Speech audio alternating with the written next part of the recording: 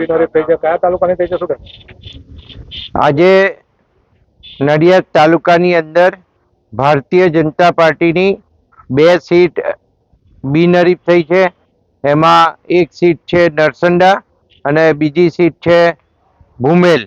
આ બંને સીટ આજે બિનહરીફ થઈ છે. એમાં નરસંડામાં તડવી મનીષાબેન સુનિલભાઈ અને ભૂમેલની અંદર રાઠોડ ઉષાબેન અજીતભાઈ. આ 2 સીટ આપણી ભારતીય જનતા પાર્ટીની બિનહરીફ થઈ છે. આ પહેલા જે આ વિસ્તાર હતો એ સંપૂર્ણ કોંગ્રેસી વિસ્તાર હતો અને આ વિસ્તારની અંદર વર્ષોથી શંકરભાઈ વાઘેલા જીતતા આવ્યા હતા. ત્યારથી આ કોંગ્રેસી મત વિસ્તાર હતો. પણ ભારતીય જનતા પાર્ટીની કામગીરી, નરેન્દ્ર મોદી સાહેબે જે રીતે ગુજરાતની અંદર સીએમ તરીકે કામ કર્યા બાદ જે યોજનાઓ થકી લોકોને લાભો મળતા થયા, લોકોના વચ્ચે ઉમેદવારો જાય એવા ઉમેદવારો પસંદ કરીને ધારાસભ્યો જે આખી કામગીરી કરી, એના કારણે સમગ્ર મત વિસ્તારની અંદર બદલાવ આવ્યો છે અને આ બદલાવ હવે ધીરે ધીરે દેખાઈ રહ્યો છે. પહેલા તાલુકા પંચાયતે કોંગ્રેસની હોતી હતી, હવે છેલ્લા 3 વખતથી તાલુકા પંચાયત પણ ભાજપની થઈ ગઈ છે અને આ વખતે બિનહરીફ સીટો જીતવાનો આ ક્રમ ચાલુ થયો છે.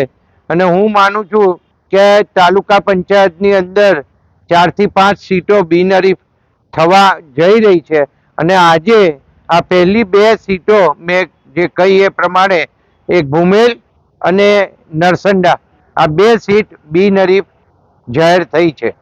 આજે જે ઉમેર સીટ જે બિનહરીફ થઈ છે, શું કહે? આજે જે ભારતીય જનતા પાર્ટીએ મારી પર વિશ્વાસ રાખીને મને ઇન્ચાર્જ નડિયાદ તાલુકાના સીટોનો બનાવ્યો છે, એટલે અમારા ભારતીય જનતા પાર્ટીના પંકજભાઈ સાહેબનું એ કામગીરી જોઈને પબ્લિકે આજે ભૂમેલ તથા નરસંડા 2 સીટો બિનહરીફ કરી છે અને ફૂલ સપોર્ટ. આજે બીજી ઘણી બધી અમને થોડી ગણતરી છે કે બીજી બી સીટો અમે મહેનત કરીને અમારા ફરશો, મારી જે મને ઇન્ચાર્જ બનાવે એ પ્રમાણે હું મહેનત કરીને અમે ટ્રાય કરીએ છીએ. બીજી બી સીટો ભારતીય જનતા પાર્ટીમાં અમે બિનહરીફ કરાઈ છે.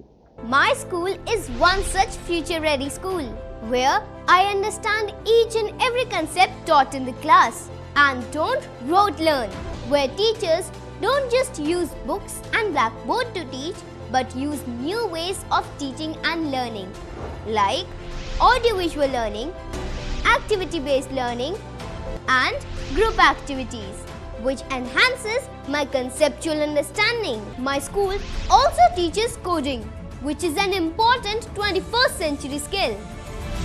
Not just that, I get an opportunity to showcase my skill on a national platform.